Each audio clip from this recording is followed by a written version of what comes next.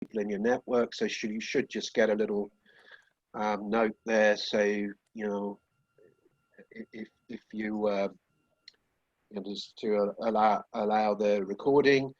And just another note, just actually from a previous session. I mean, as it's being recorded, I mean, if people, when we get open for discussion, you know, it will be recorded for posterity. So welcome everybody. You know, this is about the fourth of our Repair Cafe sessions where we're sharing knowledge and experience and facilitating conversations. Again, please could everybody remain muted, and please add questions in the chat box or observations in the chat box. There will be opportunities where to ask questions at the end verbally. We'll open it up. But what we'll do at the Q&A sessions is my colleague will pick up questions and we'll try and tackle those. So, and again, good if you could just put where you're from in the chat box. So again, welcome everybody. This webinar is, as I say, one of a series of webinars that we've been organising, particularly targeted at new and emerging repair cafes, although we get people attending from much more advanced repair cafes. We've even had people from Massachusetts in the last session, from the Netherlands, and various organizations around the world. So this webinar is being brought to you by a University for the Creative Arts and Farnham Repair Cafe. Bit about my background. I have a background originally in business and about the last sort of 30 odd years in a variety of projects in business and sustainability, both from SMEs, startups, charities to larger organizations and universities. And part of one of the areas that I focus, wearing my sort of university hat, is the area of circular economy, and did a book recently around this whole area of designing for a circular economy. And a little bit on the background before we go into the detail on repair cafes. So obviously part of what's emerged post 2008 in the economic meltdown, you know, one of the areas, you know, was, you know, how do we look at growth in different ways, you know, move away from our sort of wasteful economies. And this idea is simply about moving from this linear economy to the circular economy, where we circulate value in products, materials, and components in economic and social systems for as long as possible. And what we've seen using a Google search engine here is a significant increase in the use circular economy in search engine, and indeed, for example, European Commission have an action plan, a second action plan in this area. And again, just in the background of circular economy thinking, there's this idea about designing for the biosystem, so natural materials, or the technical system. And again, it's about the idea of how we keep value in the system. And obviously, you know, repair is a key part of the circular economy. It's about, you know, product life extension. How do we extend the life of products? And repair cafes are obviously about repair, but I'll come on to that, back into that in a minute. And actually, what is quite a useful source just to keep a track on, you know, the number of repair cafes in the world is the Repair Cafe Foundation. And I monitor this quite regularly, and this in the pandemic it went down, and then recently, since we did our last one a week or so ago, actually 4 repair cafes have gone up on the website, which is interesting. So the majority of the repair cafes are based in the Netherlands, Germany, and Belgium, and France has increased. UK, we've seen a lot of significant growth before the CV-19 hit, where there was a sort of approximately a doubling of repair cafes over the last year to around about 120, 125, 130. And I think one of the other key things about repair cafes that actually is worth noting and emerged in the last session is we've got now different sort of organizational structures. We've got individual repair cafes, and then we've got networks of repair cafes. So we've got, you know, a network of repair cafes in Wales. I think there's one now in Cornwall, and there's one that sort of morphs, I think, Worcester, Herefordshire, and maybe even parts of the West Midlands. So it's different structures emerging now. So it's not just individual repair cafes. And repair cafes, yes, it's about what it says on the tin. It's about repair. But what's very clear is it's also the community dimension and the social dimension are a core part of repair cafes. And indeed, although I'll mention it later, you know, some research we've done amongst nearly 100 of our customers indicate that they go in with their main motivation being to have a product repaired because they don't want to waste. But the biggest learning they come out from the repair cafe is the sense of community and that social dimension. So it's a great example of a so-called triple bottom line sustainability initiative: environmental, social, and economic. Another key thing that, you know, was clear wearing my academic hat, you know, people writing about this, you know, product design side, is the emotional attachment that some people have to products, particularly clothing or maybe furniture, where essentially, you know, the product has a distinct link to part of their past or a memory. So in a sense, you know, you've got both the physical repair can repair the psychological repair. It repairs a memory. So there is, again, this social dimension very clear. And as part of, you know, what you know, our approach in the early days, how I got into looking at repair cafes is that we did the first global surveys of repair cafes back in around 2014, and then we followed it up with a second repair survey in 2016, and now I've been involved in a third one. Just a couple of things from the second one that we led. The latter one we partnered with some Dutch guys, quite a large sample. But again, just the variety of products that I'm sure a lot of you will recognise from the repair cafes. A lot of small electrical items, clothing, bicycles, etc., coming through repair cafes. And again, you know, the now quite commonly occurring figure, you know, that is mirrored on our own physical experience is that from that global survey of around about 300, that the average repair rate was 63%, and that's the physical repair rate. So, you know, our own personal repair rate is 65%. So this is still, if one stands back away from it, it's still quite an extraordinary figure in that most products come in sight unseen, and then, you know, the skills and knowledge of the repairers, you know, a majority of products can be repaired, despite them not being designed for repairability or dismantleability, for example, generally speaking. Now that's going to shift, you know, over time, particularly in Europe, and one hopes UK follows that, at least my personal opinion. So again, for any of you who are interested in the latest global research, if you go to our website and you can find this third survey, but I haven't got time to go into that today. So getting back into our learnings from running a repair cafe in Farnham in Surrey, market town, about 40,000 people.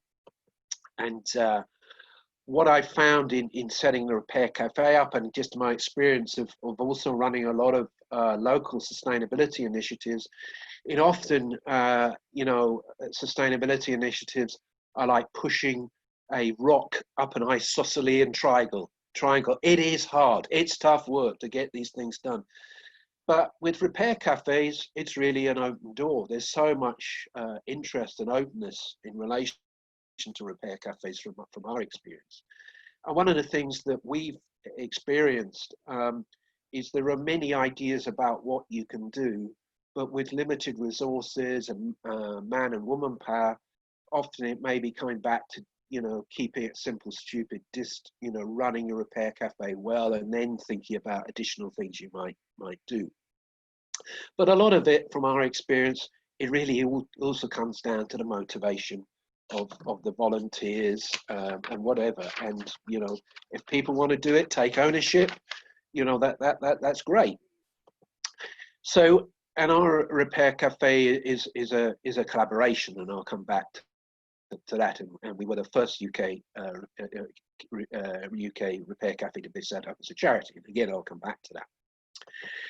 So within our personal repair cafe, which mirrors many other repair cafes, we have different workstations. So we have electrical, electronics, mechanical, laptops, bicycles, clothing, and furniture. And also we've experimented with an upcycling workstation, but that's really been dependent on an individual who's had some health challenges. But that was quite interesting when it happened, and I think there is interest in there. But again, you need people to own the initiative, these things, and take it forward.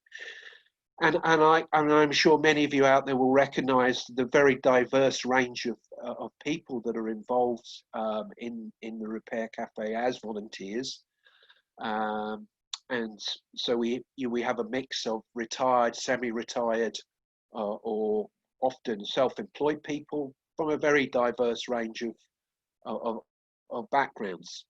And that's one of I think the very good things that we also see, happening on a practical level also, is just the collaboration that sometimes, for example, goes on in relation to sewing machines, as an example.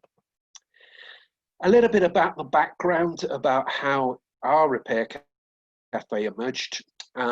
We were involved in a project, in the southeast of England, and one of the areas that I picked up is this growing movement of people making, modifying, and fixing products.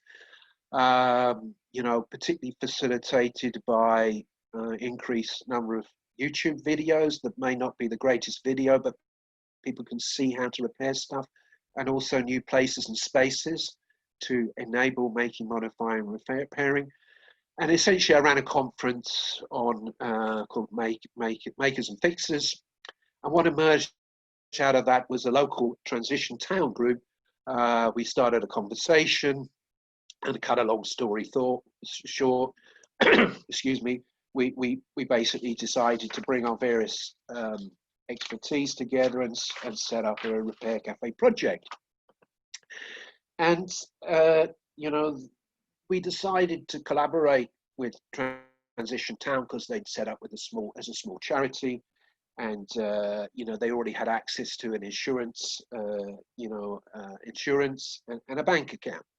And essentially, we, it became clear, although it wasn't communicated to us clearly in the beginning, we became a project within the Transition Town group. And this is a structure Transition Towns have. They set up projects within their template on different areas. So these guys were trialing different initiatives using that template. And essentially, as I say, I wasn't going to run any Repair Cafe session without any insurance, so we piggybacked on their insurance, and then we organised with them that any donations went into a clearly marked in their account. Anyway, as we evolved, we perhaps experienced that we weren't really on the same piece of paper on a number of initiatives, and we'd assembled a very practical team from our side, with a lot of experience, and perhaps the UK Transition Town was a little bit more philosophical about things, with perhaps less experience, and so it became clear that it wasn't really working. And again, a key lesson for collaboration there is to really make sure you understand any of your partners before you get into bed with them. So, we then decided it wasn't quite working for us. And there are different approaches in different transition towns. Some are a bit more philosophical with more experience, some very pragmatic and practical. And I've worked with others in other initiatives where they are highly practical. So it became clear that we faced some options, and if I could get my technology to work here. So how are we going to go forward? So it was one of those moments in time. If anybody run at different organisations or set up different organisations, how do we continue? Do we continue as the way we are, which we felt we didn't want to do, or how do we go forward? So initially, I approached our university that I'm part of, and we went to the very top through the vice chancellor, chief financial, great, until we discussed that we are repairing electronic products. Talked to the insurers. Insurers took me three phone calls for them to understand what a repair cafe was, and basically they said, no, there is too much of a perceived risk with electronics, so sorry, we are not going to repair you. So essentially that led us to the situation of thinking, well, what's the next list? Okay, at that stage there's no charities set up, but that looks like a good option for us. So we went through quite complicated process of setting a precedent for all UK repair cafes, and we got through the process to set ourselves up as a charity, and that allowed us to have control of our own bank account and our own insurance policy.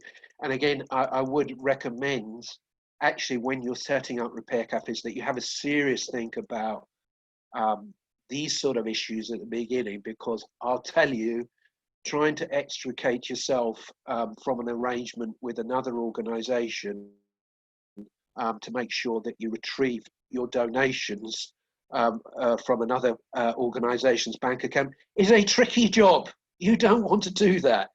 And you get into some quite interesting conversations. So I really, I am aware that there are, repair cafes that operate as projects within transition towns, and they may work very, very well for all parties. But again, these issues are quite serious if you're thinking, of the organisation going into the future.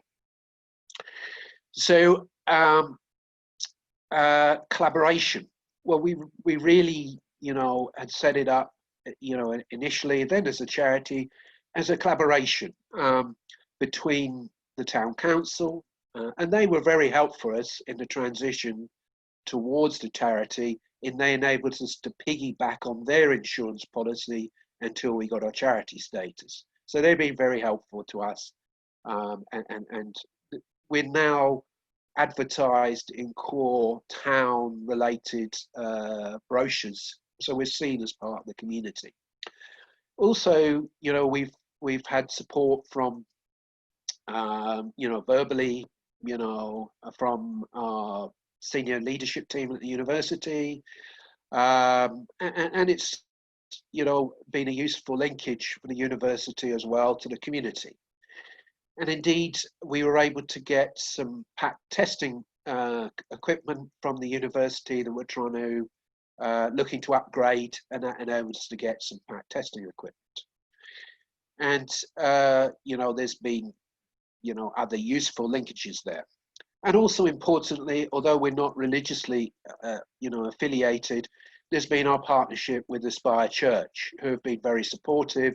We help tick a box for them in their an eco congregation, and in effect, because there is a very good synergy there, they provide the venue for free. They get marginal revenue in their cafe for us from our from our visitors.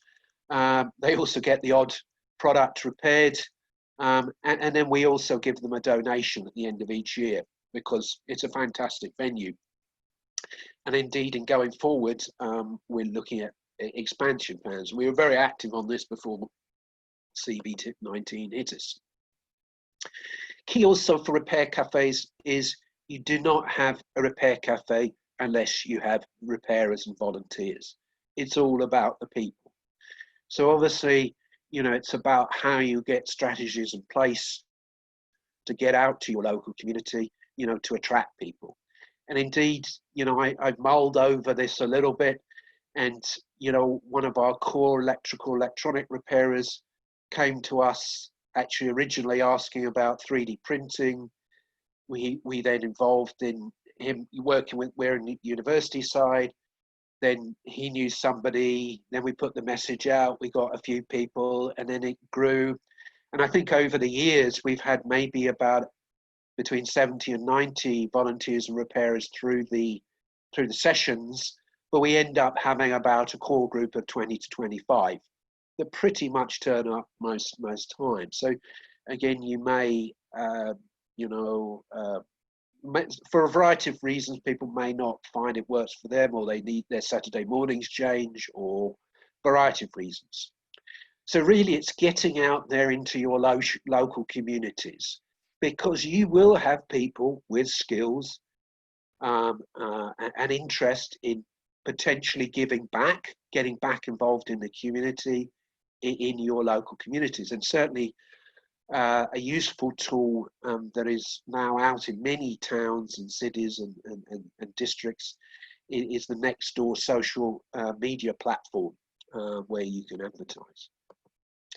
So I don't know if we have any questions or observations, Dave, at this stage. If not, we can sort of move on and... No, there's nothing in the chat at the moment. Okay. But, yeah, so I think we can move on. And if again, people have questions or observations or thoughts, please put them into the chat box and we'll pick them up at the next break. So I'll move swiftly on for time. So another obviously key issue is income and expenditure. And from our side, we, you know, our prime income is from donations. And we average out at about £10 per donation. And then we've had some small grants and other slightly larger donations, you know, that have come in through for a variety of sources. But the main core income is donations. And our strategy is we have donation boxes. We don't, you know, stick it in people's faces, but we basically, you know, people are generally, you know, happy to put something in a pot, even for the experience sometimes. You know, they often come in, you know, with a hope that something could be repaired, and they see the effort put in and you know, the knowledge of the repairers. And sometimes even if products can't be repaired or partially repaired, or we give them advice, that there is a donation in there. The biggest costs on the biggest costs, I mean, and bearing in mind we don't have to pay for a venue, is actually, I can think about it, is actually, it's not really a cost, but there are actually donations to the church, because this is a proportion of our balance is an outgoing, you know, and that's all agreed by the trustees. We go for 10% of our balance. The other cost is insurance, but that is not significant, and I'll come back to that because there's a little bit of perhaps misunderstanding out there about some of the policies that came out from our last session. And the other costs are, you know, the recalibration of the pack testing equipment, and really we have odd ad hoc costs like posters, banners, and then, you know, there's an ongoing cost on coffees that we offer for our repairers. We don't go the line of providing croissants or coffees for our visitors, because that it would mount up, because there is access. We're lucky in the co-location with the church's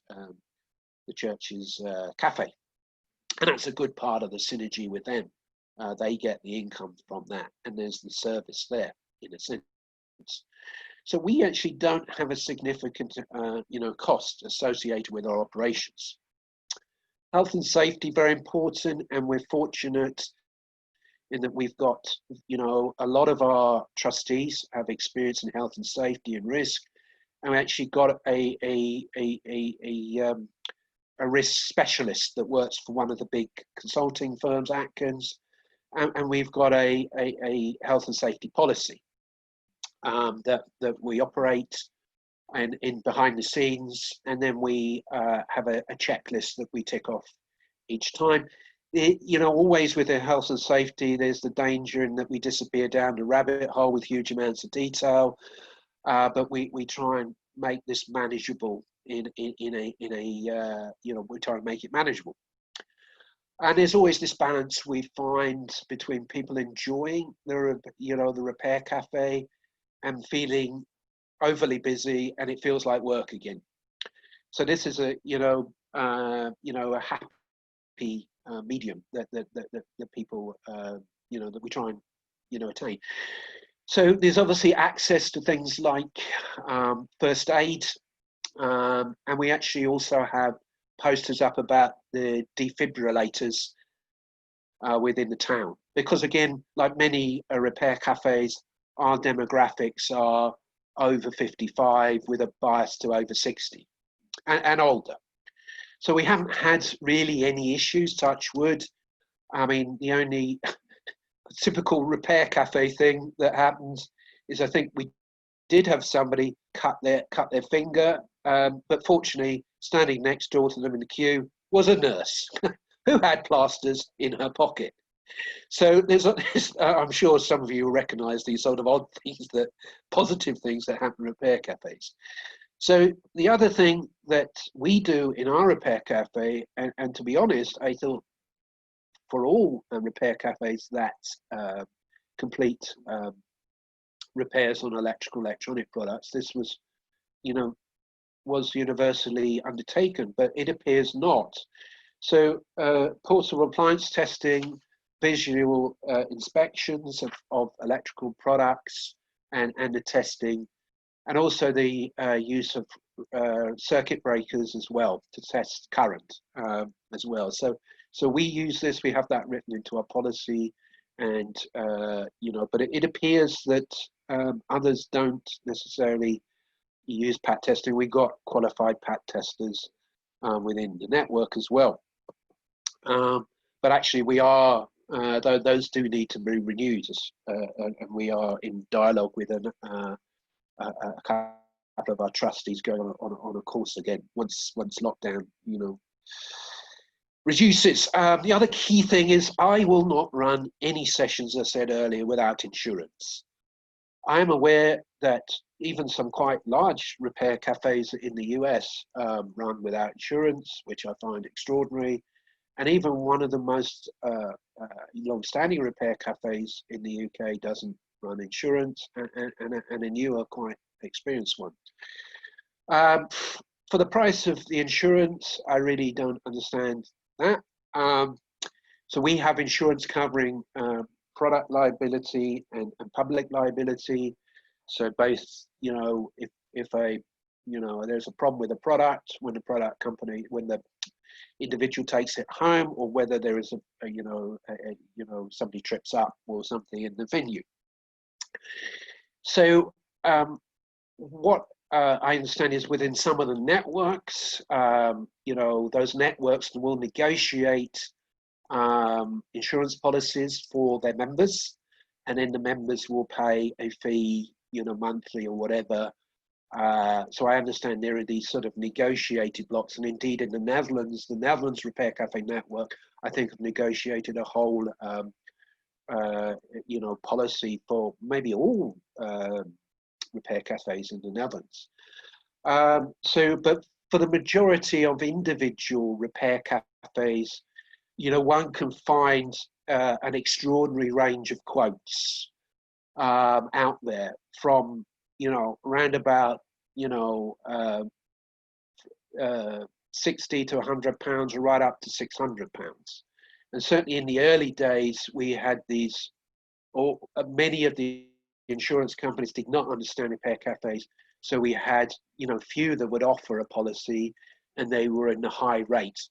However, contrary to some information that emerged in the last sessions, there are much cheaper policies available out there, and they exist, and so it's a matter of doing your research.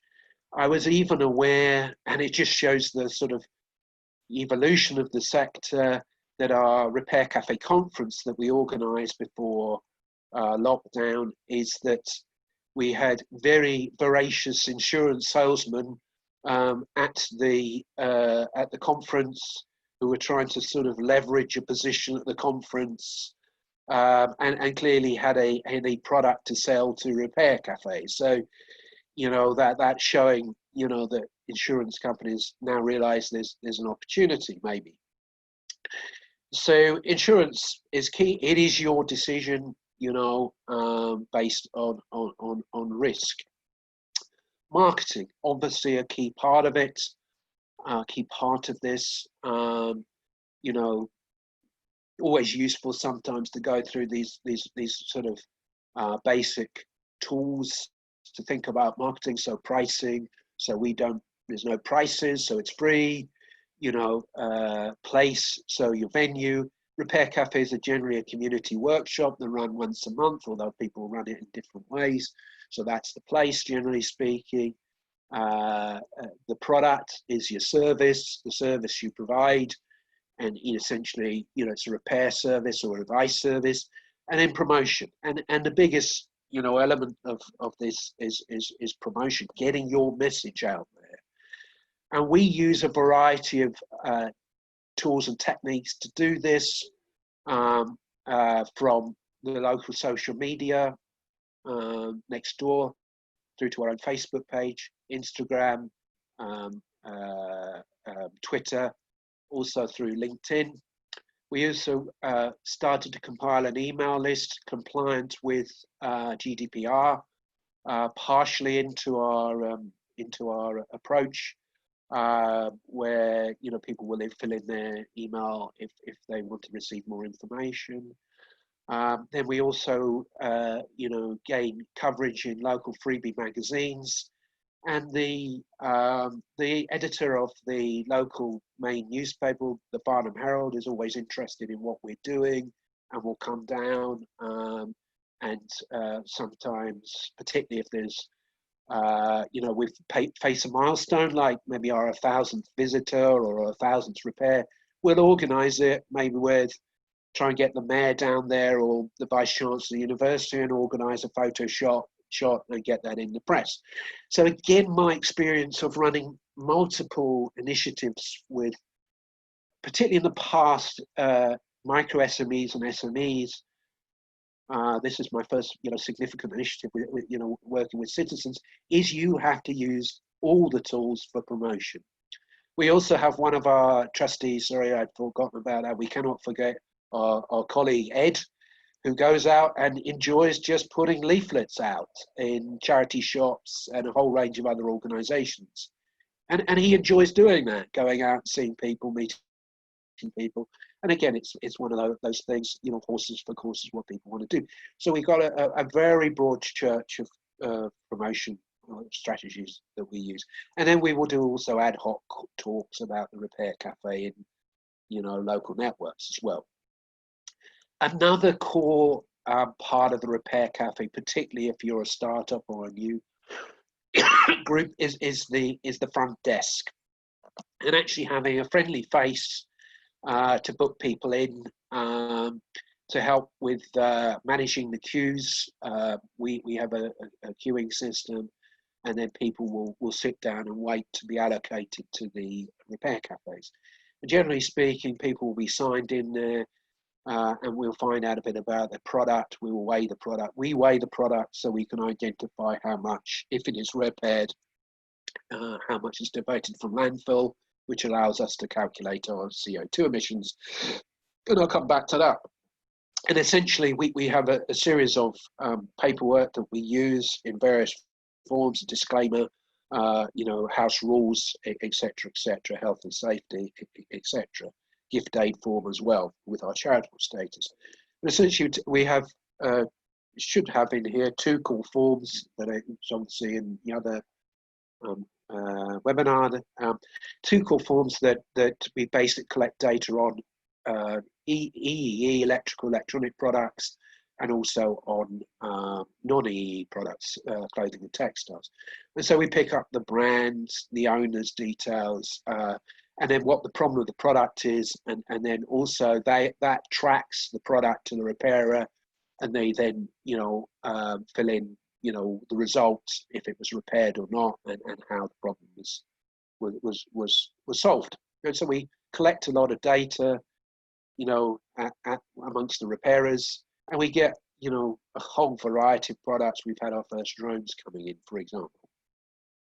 And part of our approach, we felt very strongly, particularly because of our charitable status, is not where people just come and dump the product, go off to get a coffee.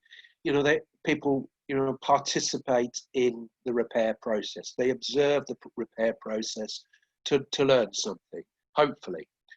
And indeed, I'll come on to that in a minute. We're showing that strategy is working. So part of it is not just the process of repairing the products. In our repair cafe, and we, in that sense, are probably not normal, and it's also a bit of a living laboratory, to pick up new knowledge and information, and we learn, throughout our process. And so we sort of set up a baseline of data. So very early on, we decided to start to collect the data. So we've got really now quite a significant data set that's, helps us improve our decisions. And as part of that, we do research ourselves, and very recently, and we will be publishing this soon, we did a survey of only our visitors and customers. And it's taken, because of many other things, a long time to write this up, but literally I'm almost there. And it's actually been very useful to go through it again in the cold light of day. So I just pick out one area that is I personally find quite interesting. This issue of following up the share repair strategy. What we've found is that through that observational process of observing what the repairers are doing, approximately, nearly 50% are then more likely, or much more likely, to attempt to repair a product themselves. And it's just that physical process, often aligned with things like videos, access to information on site.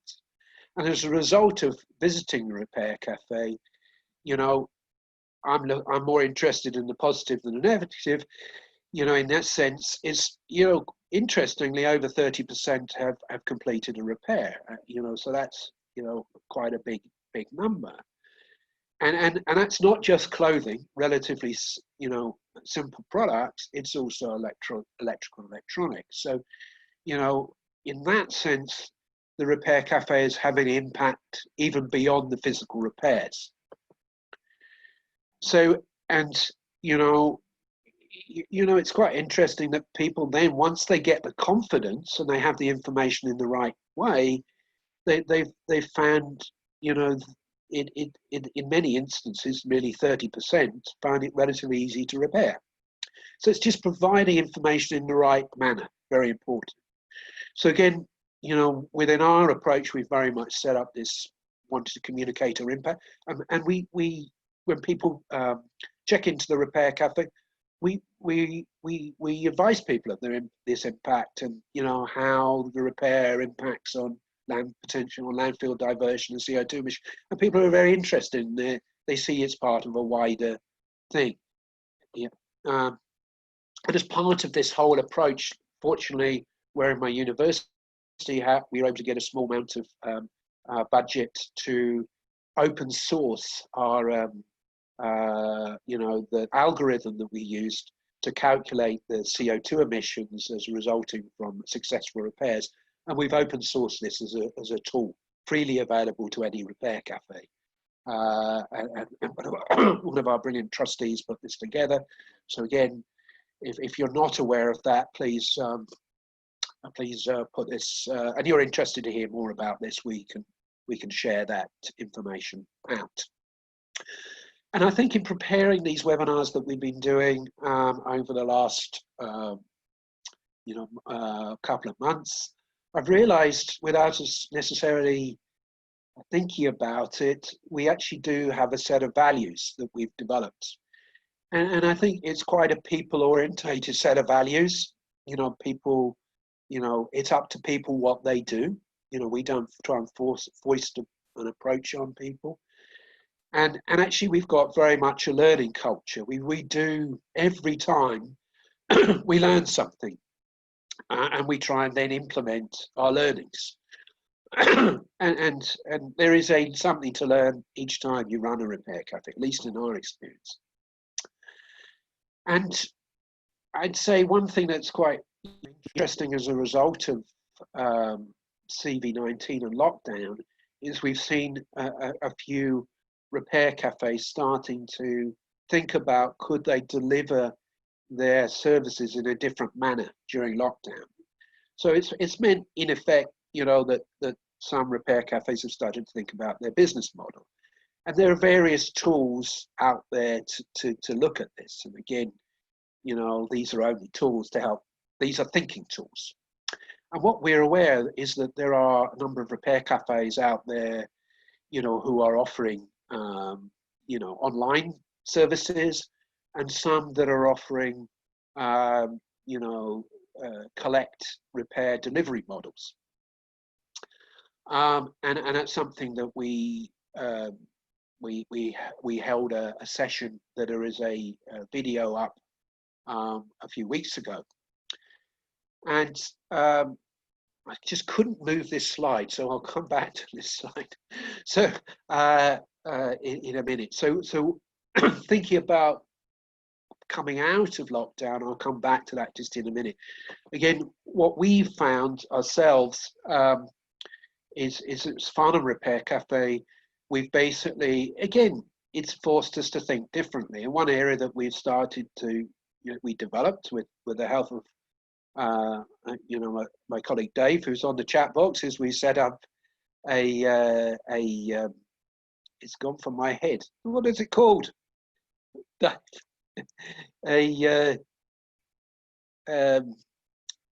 You're muted, Dave. What? WhatsApp, you mean? WhatsApp. Sorry, my brain. Dude, I've done very well so far. So I was doing a good job of keeping everybody muted, including myself. I think I'm moving into it. I'm 60 next year, so I could be calling that a senior moment.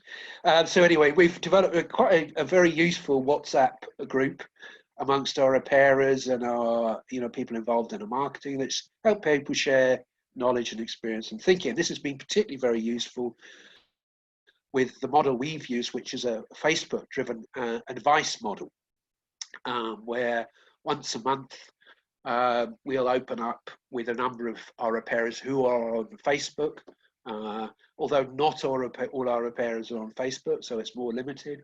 And we've been providing advice, mainly advice.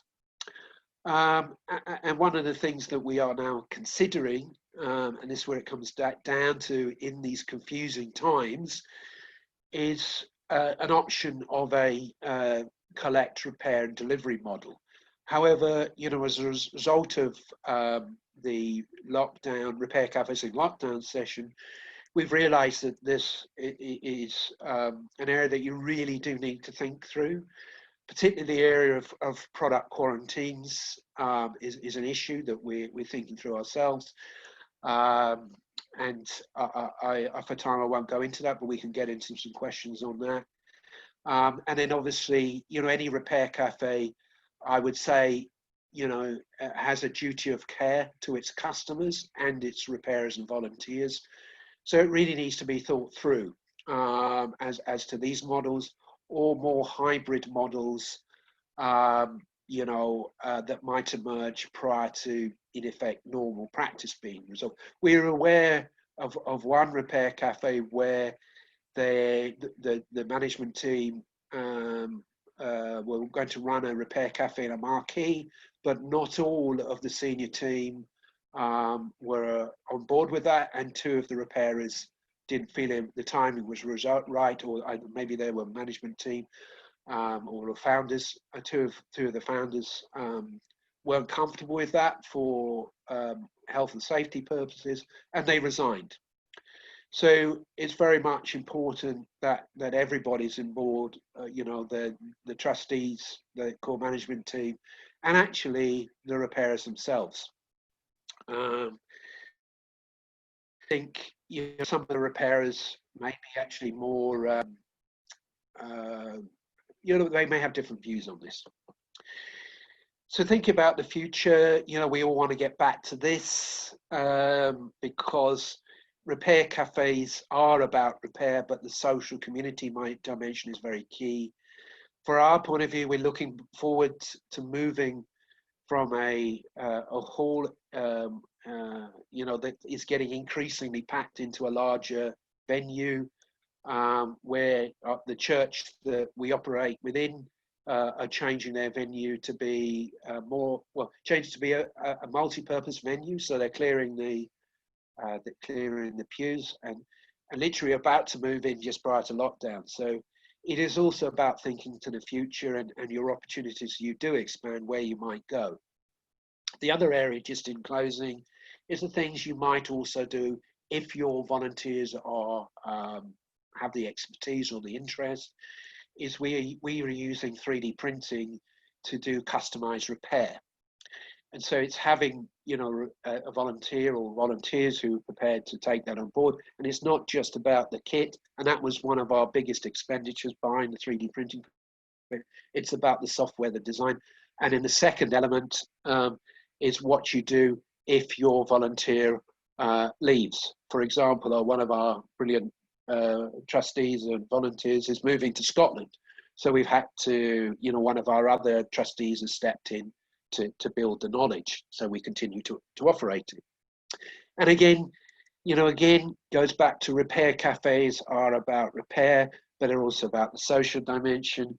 We decided, that once a year we should hold a dinner to say thanks very much to our volunteers and their partners and the repairers. And it was like, I thought when I argue with the other trustees, not too hard, but there was some arguments. It's quite a big actually outlay. Thinking about it, that is a big outlay. One of the big outlays that we came on last year.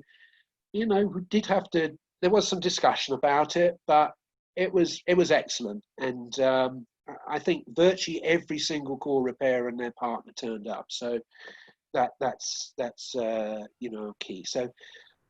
I saw some flashing buttons, Dave. Do we have some questions? We can perhaps open it up as well to people speak as well, but perhaps deal with the comments that came up first. There's quite a lot of chat about the various social media and the various ways of contacting people.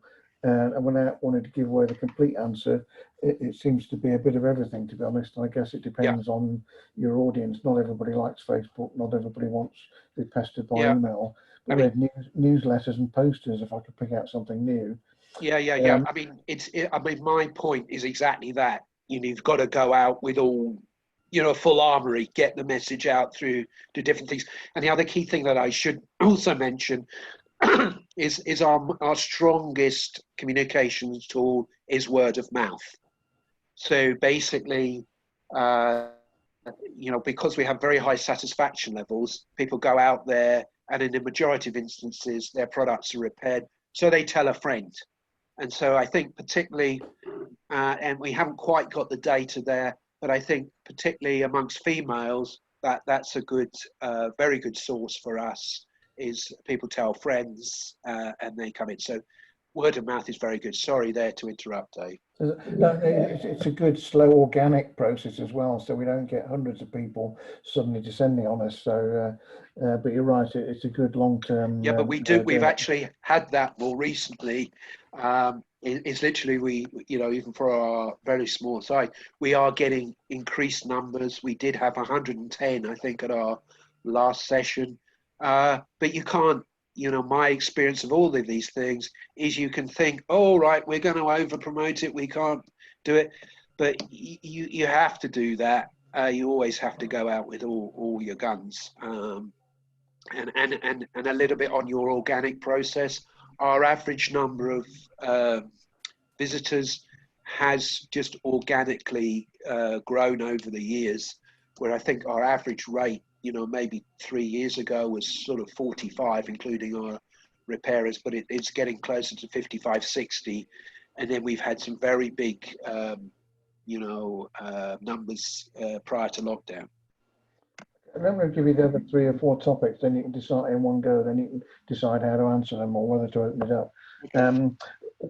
Quite a bit of chat on getting volunteers and the best way of recruiting people. And again, it's quite similar to the other social media things. It's various different ways of doing that. Pat checking, certainly people are asking, as usual, we've had this on previous webinars, do you test before and after? Who does it? How do you get it done? Somebody's asking about Repair Monitor and spreadsheets as ways of analysing data, and where do you get the data from to analyse, and what's the best tool to do it? And then somebody asked for information on the emission calculator, so I'll put the link in the chat if anybody needs that. Thanks, Dave. So maybe I'll deal it with reverse order. So yeah, thanks, Dave. And anybody free to use it. It helps you, in a very straightforward manner, calculate your CO2 emission. But it's based on a very, very robust research. It's based on actually a master's thesis from one of our trustees who went back to uni, and that's another story. But anyway, it's very robust, but very easy to use. Repair Monitor, there are various tools available. We compile our own data, and I can't sort of really comment on the use of the Repair Monitor. Pat testing, to be honest, we leave this to our experts in the electrical and electronics section. We do have various qualified people. We recognise that we need to keep that refreshed. The majority of them go through some sort of visual inspection, and then we also do this prior to the tackling of the, I call it EEE products, and then they will do the testing after the repair is completed. So, and was reminded by one of our repairers who's one of the experts in this area that we won't do any EEE repairs unless we have a PAT testing process in place. So that is something that we particularly in our if we move into the decentralized model, this is going to be an issue about how we do this. So there's a lot of issues there. Volunteers, yes, as Dave said, it's the same marketing approach, getting the message out there, people telling people, I think, it's just odd. I can remember speaking to one guy that I saw attend several times, and then got talking to him, and, he clearly had huge amounts of knowledge about stuff, and then said, why don't you come along? And then he ended up being a trustee. And I think your story is quite an interesting one, Dave. I think you mentioned you'd moved into the area and you went into a Facebook page or something, maybe.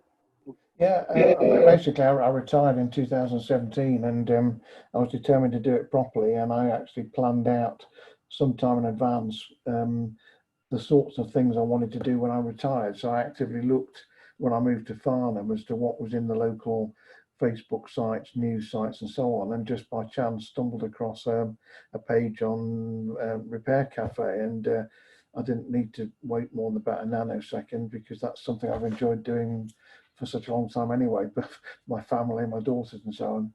So I then contacted you directly, and then the rest is history. Yeah, no, I mean, it's interesting. It's maybe something we should do in time, as to the different connections. I know, it won't mean anything to anybody. We've got a guy called Big Ed who does the furniture, and the connection with Big Ed is that my wife and I used to go to a health club, and we got to know him sitting in the sauna. And actually, about 2 years after that starting, I realised, yes, he was a very successful business guy, multiple, serial entrepreneur who used to actually work for Rupert Murdoch. But that's another story. Is that he'd gone and retrained himself at Brooklands Technical College, in his transition in furniture restoration. So he mans our furniture restoration, and he very much owns that space.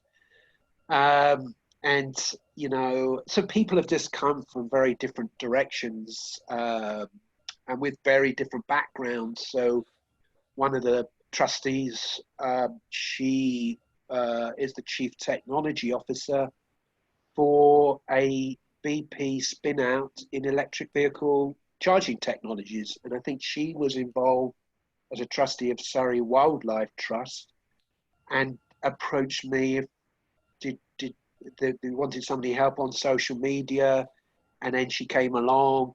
So yeah, people come in from all sorts of different directions. So, but it's very much once you keep your core group of volunteers to keep them involved, and certainly in lockdown and trying to run our Facebook model, you know, some of the volunteers just aren't engaging, and in our lockdown repair cafes in lockdown, that emerged from some of the other cases, or that a number of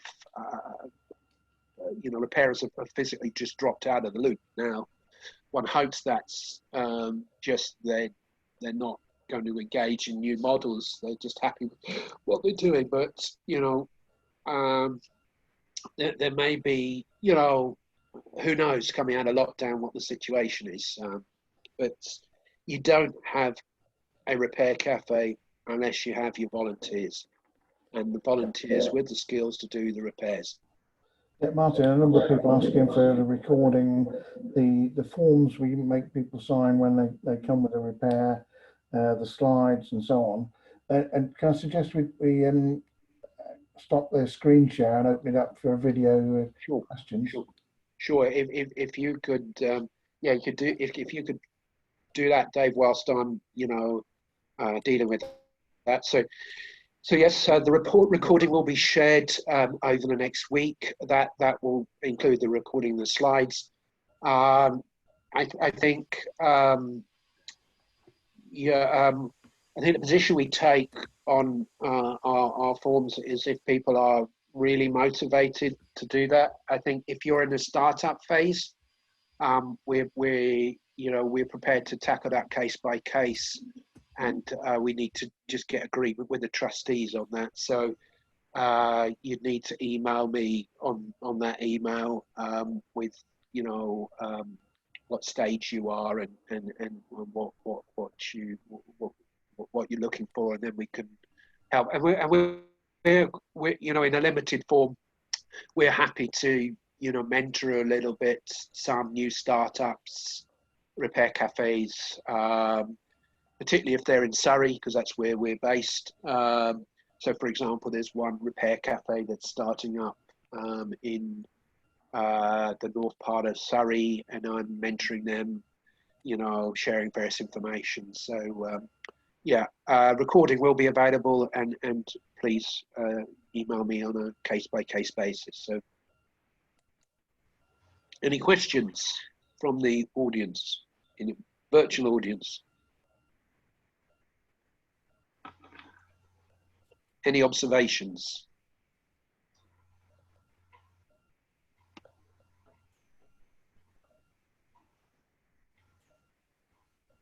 So what we've found, I think, coming out of the sessions we've organised, is probably pat testing and insurance are the two commonly occurring themes. You know, what are people's experience with pat testing and insurance? Are there any of you out there who have decided not to do pat testing with a logic behind it, or have not decided to take insurance with a logic behind it? I mean, particularly on the insurance, I just really struggle to know why people don't take insurance, particularly because the premiums now are very reasonable.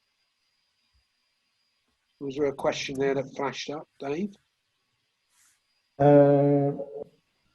Not this time, funnily enough. It has been a very popular topic, as you say, in previous webinars, but not this time. So yeah. So and I'm also interested in that if there are any on the call. I think I do see a new chat, the chat flashing away. Maybe it's a new question. Is if are any of the repair cafes that perhaps have been running for a while operating with some sort of decentralized collect repair delivery model or an online model? If there are any who are doing that and wanted to share any of your experience, uh, happy for somebody to shout out there. Or Yeah, somebody wanted to know who our insurance broker is. I don't know if that's so it's in Zurich. So yeah, right, Zurich. So I mean, perhaps another area is over August we'll be taking a break from these webinars, but for those that have attended maybe this one or some of the other ones, what are there any topics that people would like to see more information on? Maybe we can combine one particularly on insurance and pack testing as to hot topics, if you like. Yeah. I think there's a couple of comments coming in, Dave? just somebody else using Zurich. Okay. And somebody else interested in how the on-the-day paperwork works. Right. This person's organised a couple of repair cafes and find it easy to get bogged down in the paperwork. Yeah, no, we recognise that and absolutely trying to simplify it. And in a sense, we get them to sign the disclaimer, the product details form, and so we try and minimise it. But that does create a challenge, if we've got a long queue out there. And particularly in the space that we have, we can't sort of spread people across a desk because we're often operating with 2, maybe 3 people on the front desk. So there's a real issue we've had is trying to ensure we get a good solid front desk, because we have had at least one instance where we had to, move a repairer onto the front desk simply because of the number of people coming through the door. So the front desk really is an important part of the volunteer group as well. Yeah, a bit more on the pat checking. So I always say pat checking because the T in pat is testing. So on one view, we got Reddit says they test before and after each electrical repair with visual inspections as well. And that they've run courses, so they don't find it too onerous. On the other hand, Chesterfield's not done pat testing in the past because they didn't want to present themselves as a professional service, maybe in a rival to other local businesses. Yeah, I mean, we're aware of that, the potential competition with other services, other local services. We don't find that, to be honest. I mean, we've got a laptop repair and sales operation literally just down, a couple of blocks from where we are. They will take our leaflets, or they have done in the past. Phone repair service, they'll take our leaflet. And that was a decision we made. And actually, that's quite an important point. We, at a point, decided we were not going to do phone repairs. We made that decision, and really a lot of the products that come through the door are beyond economic repair, or would be turned away by professional repairers because they can't make any money out of it. So we don't see any issues with that ourselves. We are aware of it, but we don't see any issues with that. The other thing that actually structurally is a key point is to perhaps make a decision on your front desk about the products that are deemed to be out of scope of repairs. So we won't take any, for example, fuel-driven products because of the risks, gas-driven products, and there's a variety of other products that we will not take, industrial equipment. and also we put in place, you know, as a result of this learning experience, and just an example, is that we had just how these things can happen. We'd had a session with a new person on the front desk, and somebody brought in this antique sort of roller desk thing where you rolled it down. It was a writing desk type of thing. That person was perhaps less au fait with the processes, and we hadn't communicated it clearly enough to her, and maybe we hadn't formalized it, that anything that looks antique, to check the product with another trustee as to whether, you know, we can take it, we feel we've got the skills, or it looks too expensive, or it looks too whatever. And in effect, that got through the process without that dialogue to one of our people in the furniture section, not our main guy, but another guy. And he, although despite him being very skilled guy, he sort of, you know, pushed a few bits of the wood and it fell apart. and let's say the volunteer was not very happy about this. And then there was protracted discussions afterwards. And I had, you know, concerns about whether we were going to have some real problems with that person over this. So there's a real point about getting those issues sorted out up front, so you don't get into those situations. You know, and that also exposes some other issues. So really, it's about dealing with those issues up front, and things like, and I think, you know, as a result of actually some of the lockdown conversations, we you know, we may not, for example, take vacuum cleaners unless there's no dust in them, for example. That emerged from a discussion, you know, where you just don't know what people are vacuuming up, what can be in the dust, for example. So that was, check it works after you've done it. You've got to empty it. No, absolutely, and certainly we you know, we have vacuum cleaners that clean out vacuum cleaners, or we've had that in the past. And often our most popular error is a user error. People just don't know, you know, how to use their products often. We get a remarkable number of Dyson vacuum cleaners that we and also Roberts radios. Was there a couple of comments there? I think somebody was Sam Axtell was asking about how the best way to start back up again in the light of COVID-19.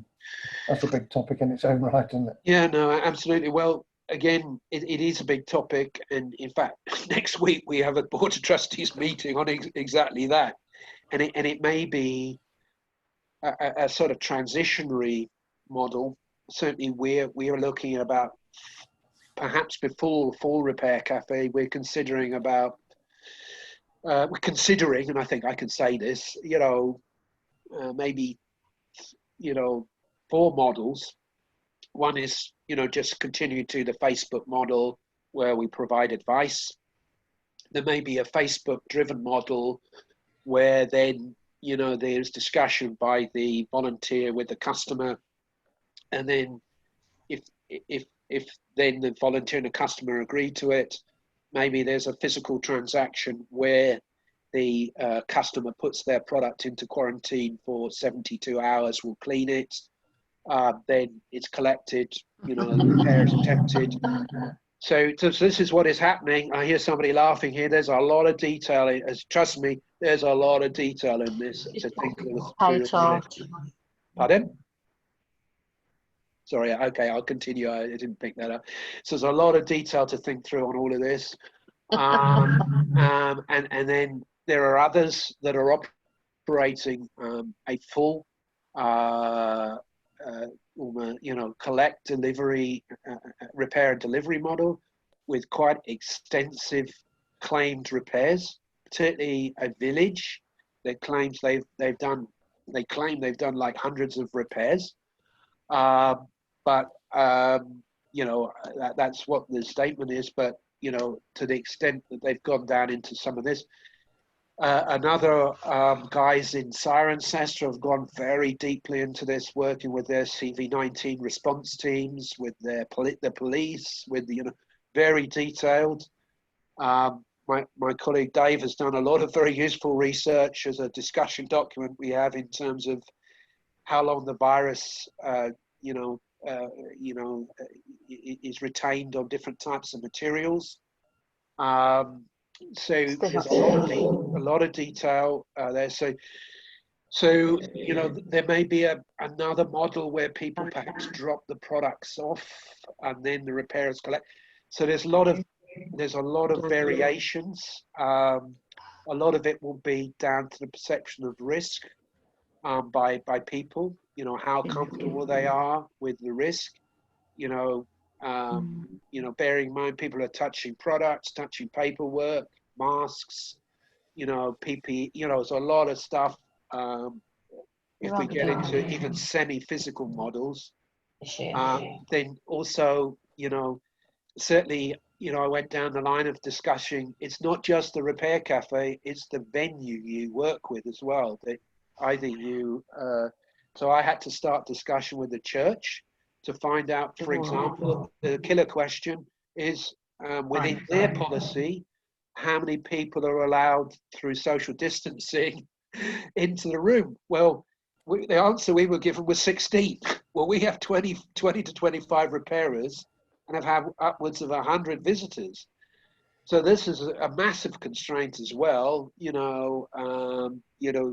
How do you manage the queuing? Okay, Martin, that's come up in the questions quite a bit at the moment. People saying if you just have an admin type person on the front desk, so no criticism implied, I'm sure.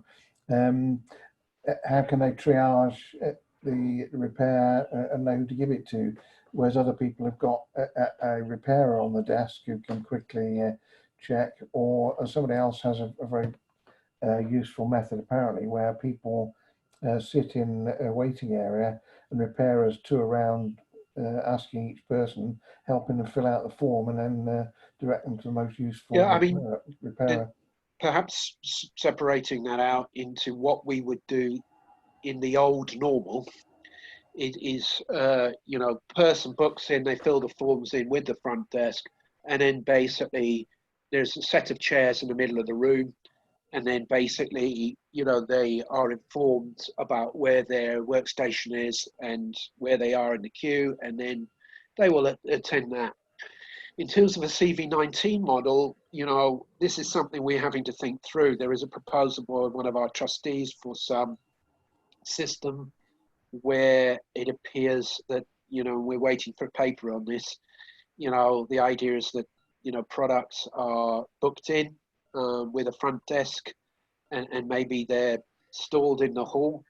And then towards the end of the session, maybe the repairers come in and collect products. That way we keep to our restricted 16 people in the room, because there is some, and I haven't got the calculation, but based on square footage of a room, this allows, there's a calculation of how many people within, safe, inverted commas, safe social distancing can be in a room. So the other key thing in starting to think this through, is what guidelines do you follow? Do you follow nail bar guidelines because you've got people face to face? Do you follow restaurant guidelines because you've got the queuing and people going to tables? You've got, shop, which guidelines do you follow? And it's a little bit, so at least my own personal view, and I'm not speaking on behalf of Farnham Repair Cafe as such, because we've got a meeting on this, is I still feel we're a way off even some semi-physical meeting model. I personally can see, and I think there's motivation by our repairers to look at a sort of limited Facebook-driven model where the repairers would negotiate with the customer to collect product after being quarantined, repair and deliver. But again, that all needs to be thought through and is driven by our Facebook, because developing a fully decentralized model with full promotion will become a huge logistical issue unless you've got a central coordinator who can basically hook repairers up with customers, and that would need to be somebody who can allocate, quite a block of time, I would say, to do that. But anyway, a couple more questions, Martin. Yeah. Somebody, Sam Axtell wants to know what the costs of establishing a proper PAT checking regime, costs of training, buying the kit, and Emerson, do people book in advance? So from our side, I'll take the last one first. So we have it where we looked at the booking in model, obviously make it a lot easier. And my world working with SMEs and micro SMEs in the past is businesses will prepare to book in. Citizens won't do that because they want to keep their options open on a Saturday morning. So basically people turn up sight unseen, and the only dialogue we generally have with customers beforehand is if we have an unusual product, and we would check that comes in, and that we check with the repairers about whether that's doable. The second question around PAT testing is that we have some of the repairers that come with the appropriate skills and training. I believe, because we've looked at this on two of our trustees being refreshed or being updated or something, I can't remember precisely what it is I think you're talking a couple of £100, something like that, for training. The PAT testing kit, the device, there's the cost of it, and frankly we got a physical donation, so I don't know the cost. I know there's a lot of machines that I can't remember and costs out there, and that cropped up in one of our sessions. And then what we do is we send the kit to be I think recalibrated once a year. So that's another cost, about £100, I think, but don't quote me on that. So there's the physical cost of the kit. Okay, I've just looked it up, Martin. The cheapest one's about £67, but the more professional looking ones are about £200 or £300 each. Yeah. And so I mean, again, that may be one where people could go to a large organisation that may be doing PAT testing, and see if they might donate an old piece of equipment. So, any more questions, thoughts, observations? I think you covered everything I can see in the chat, unless anybody else wants to raise something. So, be great just to be able to. So I think we maybe finish up now. Any key learnings or key things you learned from it in the chat box before we close is always useful for us to know, or any topics you would like covered in any other events. So key learnings, key thoughts, key topics covered. I'll keep it open for with Dave for another sort of minute or so. Would it be useful to repeat this again for other volunteers within your networks? Just any quick thoughts? Did you find it useful? I mean, our key challenge now is thinking around what we do with this hybrid model going forward, because I personally can't see us moving back to the normal sessions for a while, and doing that analysis of that research amongst our 94 customers. That's the thing I think a lot of people will be missing, probably all round, is the social dimension. The customers, the visitors, and also the repairers and the volunteers, and is just, again, my experience is I might be knackered coming in on a Saturday morning after coming back from traveling, but there's also always something fun that happens, or something interesting happens at the Repair Cafe. So I think that social dimension is really important. So, okay, well, thank you all very much, and appreciate your comments and thoughts.